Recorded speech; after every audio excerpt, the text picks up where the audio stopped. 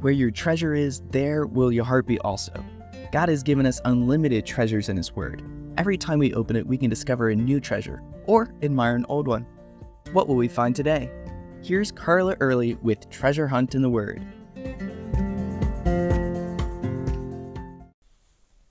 All of my childhood, I was known as Linda Hawkins's daughter. No matter where I went, whether school or church, people would refer to me as Linda Hawkins's daughter, even if both of my parents were present. Fortunately for me, my mother had a very good reputation as an excellent teacher and a kind, knowledgeable, outgoing woman. But I will have to say, the first time my parents visited us after I was married, and I heard someone refer to my mother as Carla Early's mom, I had to smile at how the tables had turned. In Genesis 12, God called Abraham out of his family to a land where he'd never been. If he had stayed in Haran, he would have always been known as Terah's son, since people knew his family. But in traveling around Canaan, Abraham would forevermore be connected with his God, the Lord of the universe. In fact, his descendants, through his grandson Jacob, would be called God's people. God claimed them even when they were slaves in Egypt. Moses didn't tell Pharaoh, "Let my people go." He always said, "Thus says the Lord God of the Hebrews, let my people go." In the wilderness, God promised, "I will walk among you and be your God, and you shall be my people." And he embraced any Gentile who wanted to connect themselves with his people, like Ruth, who declared to Naomi, "Your people shall be my people, and your God, my God." And because the children of Israel lived under the protection of the Lord, other people respected them.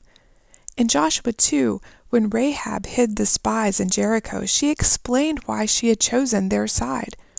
She said, "I know the Lord has given you the land, and that the terror of you have fallen on us, and that all the inhabitants of the land are faint-hearted because of you. For we have heard how the Lord dried up the waters of the Red Sea for you when you came out of Egypt.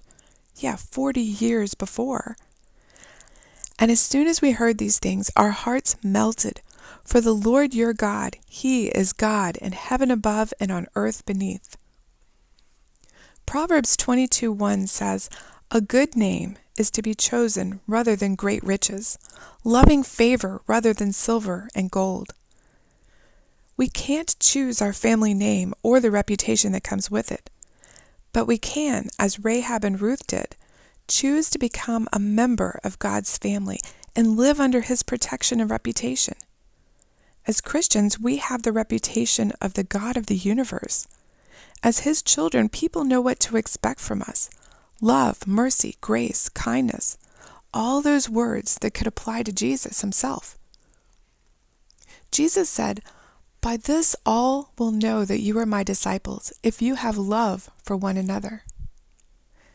When I was a kid, I knew anything I did would reflect on my mother, and she'd certainly hear about it. So I tried to be careful to act in a way that wouldn't mar her reputation. In the same way, when people know that we're Christians, we represent Christ to them, especially if they don't know Him for themselves. Have you chosen to live under the name and reputation of Christ?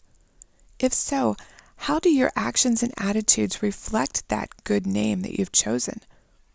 How can you reflect God's glory to others today? You can contact us at treasurehuntintheword@gmail.com. We'd love to hear the treasures God has given you through His Word. You can listen to other episodes on our website, which you can find in the description below. Thank you for listening, and remember, where your treasure is, there will your heart be also.